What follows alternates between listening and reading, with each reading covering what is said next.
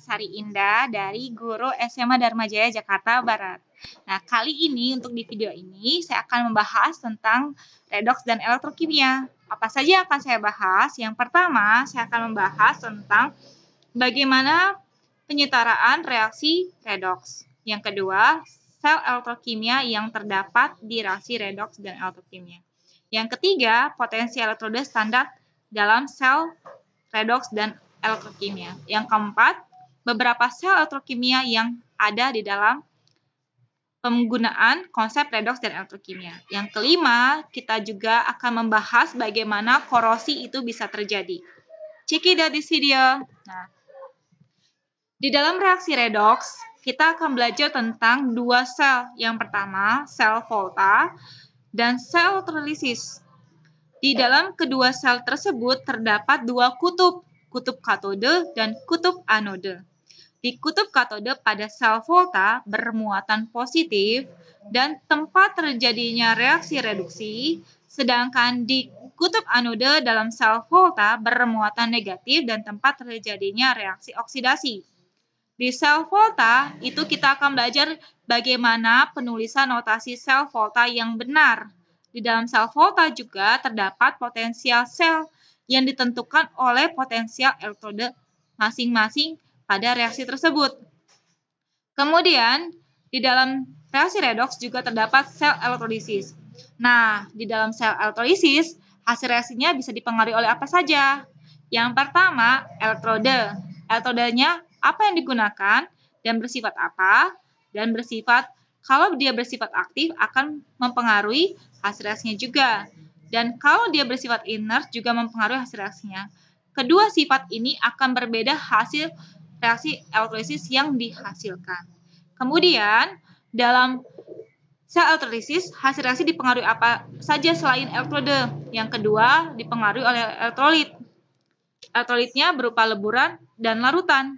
Kedua jenis elektrolit itu akan berbeda hasil reaksi sel pada sel elektrolisis. Nah, mau tahu selanjutnya kita lihat ya video ini. Nah, tadi saya sudah menjelaskan di bab ini, di tahap pertama kita akan mengetahui bagaimana penyetaraan reaksi redoks. Nah, penyetaraan reaksi redoks ada 3 metode yang kita akan gunakan. Nah, ketiga metode ini bisa digunakan untuk ke setiap soal dan pasti memiliki metode dengan cara yang berbeda tetapi hasil dari reaksinya tetap sama. Yang pertama, metode bilangan oksidasi. Yang kedua, metode rumus kimia. Yang ketiga, metode setengah reaksi. Nah, ketiga metode ini kita akan pelajari. Lihat selanjutnya video ini. Nah, berikutnya saya akan menjelaskan dengan cara metode bilangan oksidasi. Nah, di dalam bilangan oksidasi metode ini ada beberapa tahap yang akan kita kenakan. Yang pertama, kita harus menentukan dulu. Tentukan bilangan oksidasi atom-atom yang terlibat dalam reaksi. Kemudian, tuliskan rumus kimia dari zat yang terdapat atom yang berubah bilangan oksidasinya. Contoh. Nah, contohnya misalkan ada ion permanganat. Ya, ion permanganat itu kita melihat ternyata di dalam ion permanganat biloks ion totalnya adalah -1 ya, di sini -1 ya. Maka kita menentukan biloks masing-masing unsurnya. Seperti yang kita ketahui, oksigen memiliki biloks sebanyak -2. Karena ada 4 atom yang terlibat di dalam ion permanganat, untuk atom oksigen maka -2 dikali 4 adalah -8. Biar total ion seluruh dari ion permanganat adalah -1, maka -8 ditambah berapa hasilnya -1. Maka kita bisa tentukan adalah +7. Nah, maka bisa kita katakan bahwa ion manganat sendiri di sini adalah biloksnya +7. Dalam reaksi ini sudah kita tentukan adalah unsur Cl-, maka biloks Cl- adalah -1. Apabila terdapat ion H+ dan senyawa H2 dalam soal, ini nanti tidak perlu kita tuliskan dahulu biloks pada unsur atau ion tersebut. Nah, yang kita perhatikan adalah hasil reaksinya. Nah, di dalam soal ini telah ditentukan hasil reaksinya, yaitu ion manganat 2 dengan gas Cl2. Maka di sini kita bisa tentukan biloxnya mangat 2 adalah sini plus 2. Nah, untuk Cl2 sendiri adalah unsur bebas. Seperti yang kita ketahui di kelas 10, kalau unsur bebas memiliki bilox unsur bebas adalah 0 ya. Unsur bebas kita ketahui adalah 0 biloxnya. Unsur bebas itu biloxnya 0 ya. Maka kita tuliskan di bawah biloxnya 0.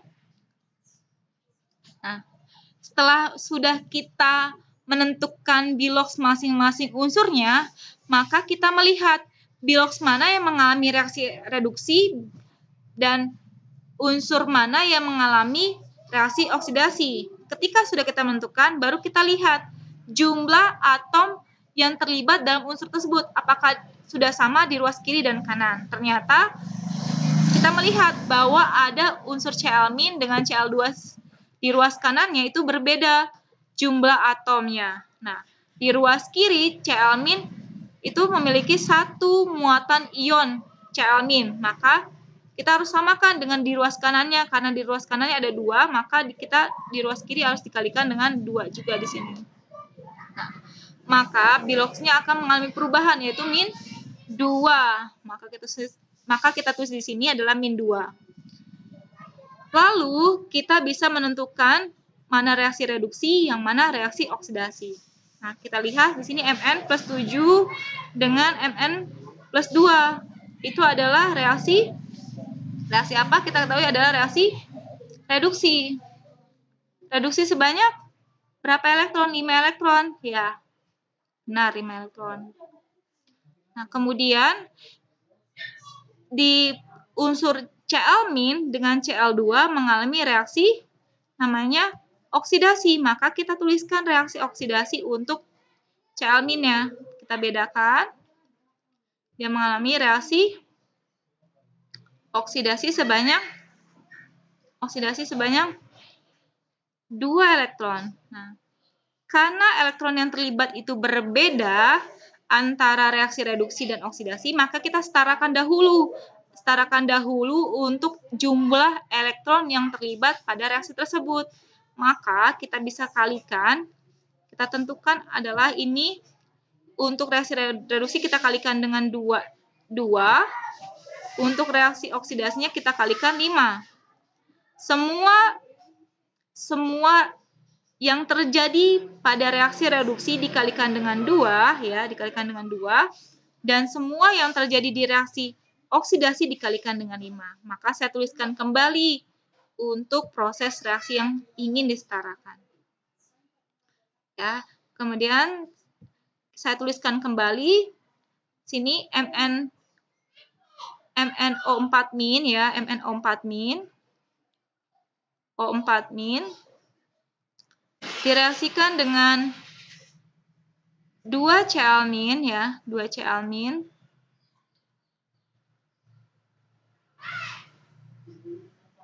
menghasilkan Mn2 plus ya, dan Cl2. Nah, kemudian di sini tadi plus 7, sini plus 2, dan sini min 2, kemudian sini 0. Nah, maka kita kalikan yang sini kalikan 2 elektron, ini kan reduksi sebanyak 5 elektron ya. Reduksi 5 elektron. Maka ini kali dengan 2 ya, kita kalikan dengan 2. Kalikan dengan 2. Untuk yang Cl- nya kita kalikan dengan 5, biar setara. Oksidasi sebanyak 2 elektron, tapi dikalikan dengan 5. Biar jumlah elektron yang terlibat itu sama. 5 ya, kemudian nah. Maka seluruhnya saya akan tuliskan kembali menjadi sampingnya 2 MnO4-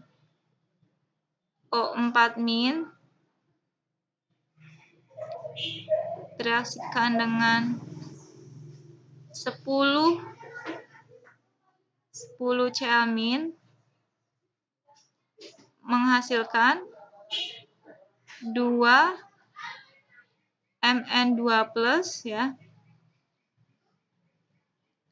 dan 5 Cl2. Nah, kemudian ini sudah proses tahap sini ya kan, sudah sampai sini. Lalu kita lihat atom oksigen yang terjadi pada reaksi tersebut. Nah, ternyata di ruas kiri dan kanan tidak sama jumlah atom oksigen yang terlibat. Nah, maka di ruas kiri terdapat 8 atom oksigen, yang kita ketahui dari mana 8? 2 dikali 4, maka ada 8 atom oksigen yang terlibat dalam reaksi tersebut. Lalu di ruas kanan belum ada atom oksigennya, maka tambahkan H2O sebanyak kekurangan atom oksigen yang terlibat di ruas kiri. Ada 8, maka kita tambahkan 8 H2O di ruas kanan. Boleh kita tuliskan di sini. Kita tuliskan di sini, yaitu kembali kita tuliskan, maka 2 MnO4- ditambah 10 Cl- ya. Cl- menghasilkan 2 Mn2+ ditambah 5 Cl2 dan 8 H2O. Ya kan? Nah,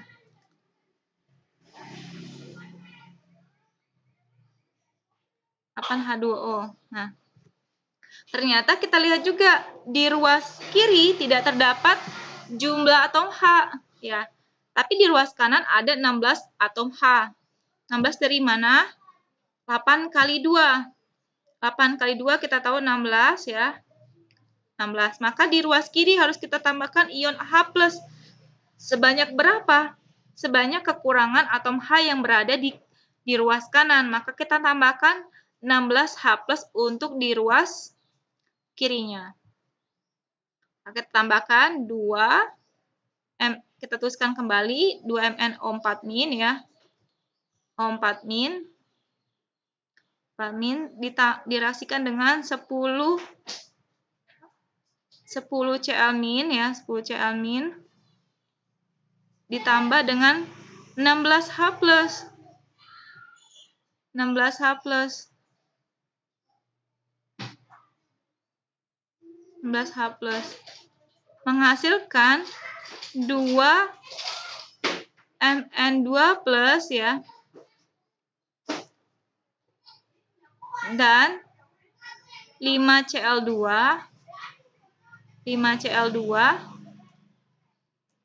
dan 8 H2O. Nah, maka ini sudah kita tahu. Inilah reaksi yang sudah hasilnya. Ternyata mudah kan untuk menyetarakan reaksi redoks dengan cara bilangan oksidasi. Nah, berikutnya kita akan mempelajari untuk cara metode rumus kimia. Nah,